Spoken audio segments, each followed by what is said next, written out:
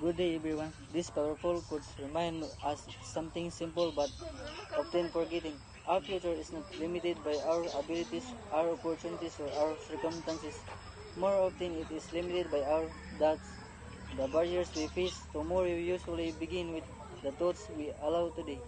When we doubt ourselves, when we see I'm not good enough, it's so difficult, I might fail, create walls that block our growth.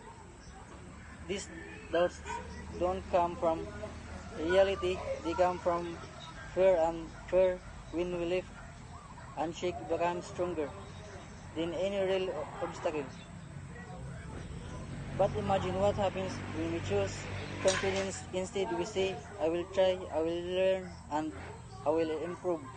We open doors that one seem impossible to unlock. Suddenly, challenges become opportunities, failures become lessons, and dreams become achievable goals.